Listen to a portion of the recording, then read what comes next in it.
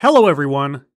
Just a warning that today's subject begins rather suddenly. So, we are gearing up for the next forum on engaging men, advancing women. Engaging men, advancing women. Sounds fascinating.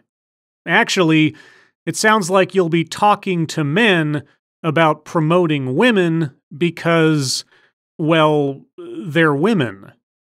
Am I very far off the mark?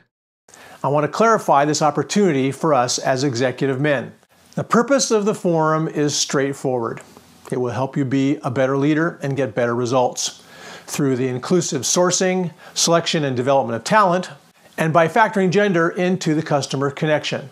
Executive men will become better leaders and get better results from the inclusive sourcing, selection, and development of talent. Translation: hiring and promoting women because they are women. And if you're not hiring and promoting women because they are women, then you are not already a good leader. And advancing women gets better results because they're women, I guess. And factoring gender into the customer connection. I have no idea what that means, but I do hope we will find out. What this event is not about is fixing guys who don't get it. It's not about blame. It's not about blame. All right? I will keep that in mind. It is about us building our point of view as gender-savvy leaders. At the forum, we have a touchstone saying, "A man is an ally when a woman says he is." A man is an ally when a woman says he is. But until a woman says it, a man is an adversary. And yet, it's not about blame.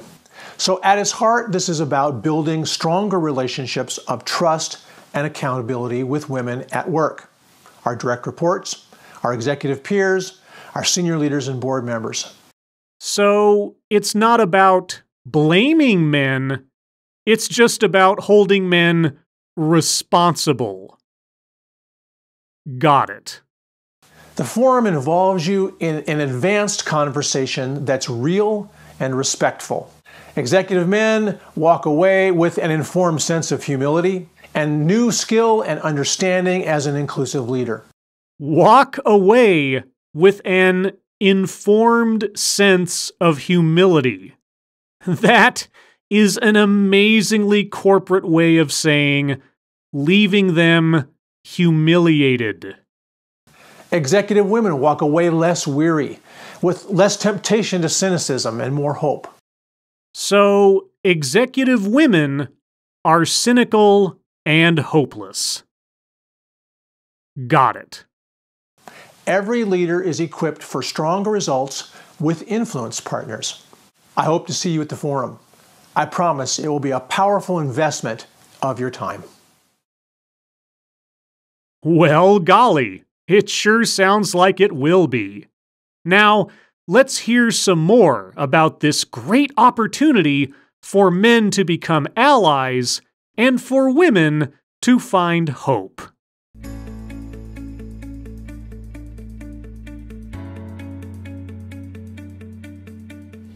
Betsy, I'm so glad to have this chance to talk with you about engaging men, advancing women. It's not about blame. And the forums that we do in a variety of places.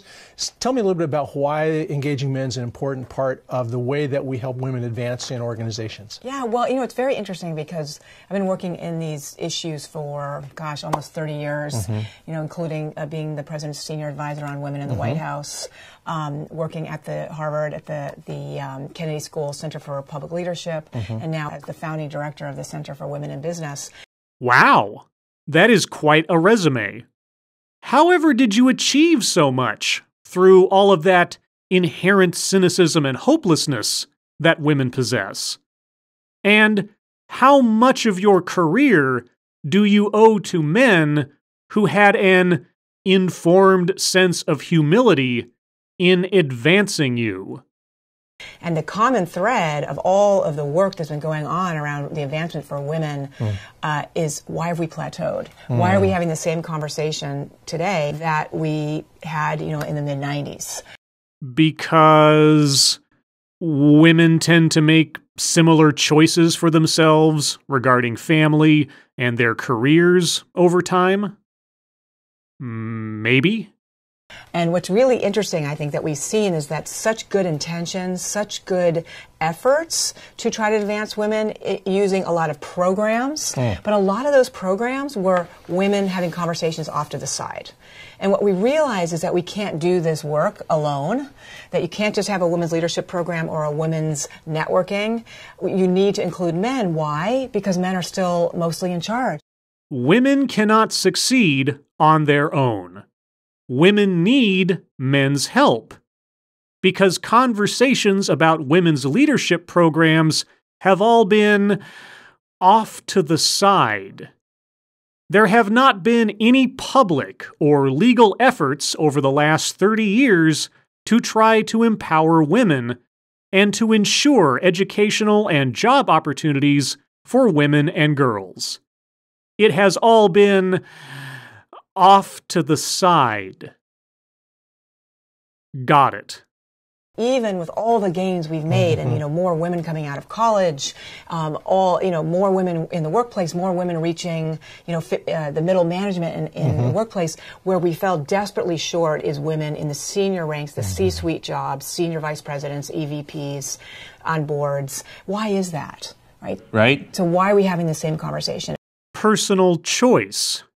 Putting family before a high-level, high-stress career, and often being able to make that choice due to the work put in by men to support their wives and children.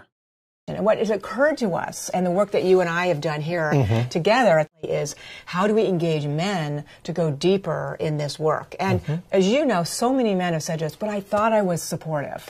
And they were. They had the best of intentions. Supportive meaning I funded a gender role, or I gave you money for a women's leadership conference, and I even came and spoke. But what the missing component of this was, the men leaders are telling us, yeah, I was supportive, but I wasn't deeply engaged. And what does that mean? Yes, what exactly does that mean, being deeply engaged? How much of a hand do you want men to have in the success of women? Because I keep hearing about this oppressive, sexist patriarchy that keeps controlling women and that women want to destroy so that they can be treated equally.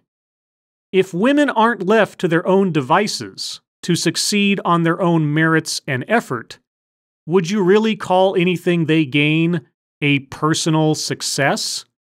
Or would it be more a gift provided to them on the basis of their gender? And so these conferences are a way to deeply engage men who are saying, we know that the talent has changed. Talent 20, 30 years ago was a lot of white guys. Today, the talent pool is women and millennials and people of color. And how do we as leaders do a better job of not just recruiting, but how do we retain? 30 years ago, the talent pool was white males. Now, the talent pool is women, people of color, and millennials. Did white males just disappear from the talent pool or something? And setting aside that millennials includes anyone born within a specific period of time and doesn't refer to any particular race or gender, our speaker is saying that in 1988 there were no women or people of color in the talent pool. And yet, here a woman sits before us with a storied career spanning at least 30 years. How very odd. And so men in partnership to advance women is really, I believe, the new frontier for advancing women in the workplace. So I think the opportunity from what I've seen for both men and women, especially at the executive level, like we're targeting here, is the intentions are stellar. Yes. And it's not that there hasn't been any commitment, but the expectations and the analysis among many women in senior leadership is, look, I don't want to have the same conversations going forward that we had 20 years ago. So the plateau, that really strikes a chord. And we see in the research very much that case, especially at the point of that 2009, 2010. A lot of the progress that a more diverse pipeline produces higher in an organization flatlined. Right. Right?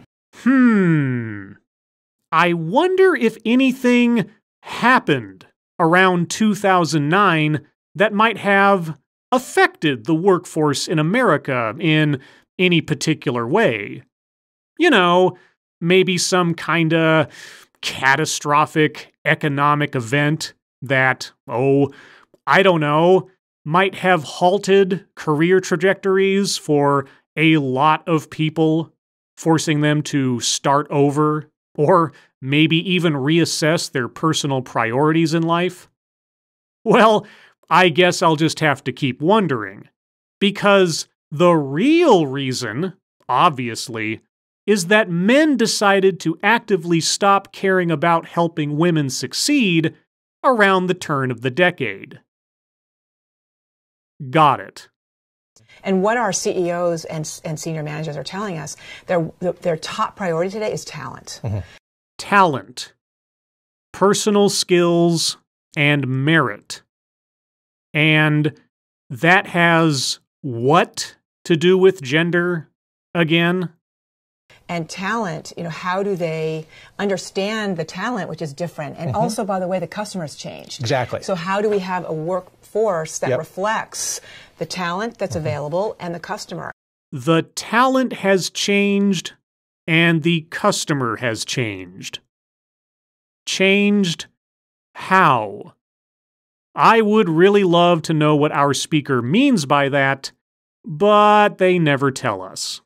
And that's I think the big shift. And CEOs are saying it's our job to make sure that we have a workforce, and when we leave being CEO, that the company is able to sustain for the modern worker and the modern workplace, and to be primed and ready for the future.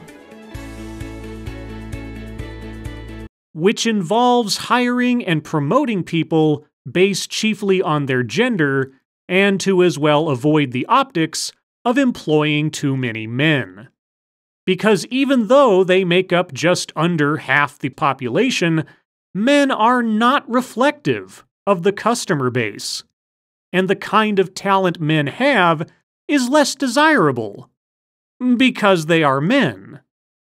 Yet men need to be engaged to advance women, because women need the help of men who are rapidly becoming obsolete in the talent pool, so that women can rise to the executive C-suite positions.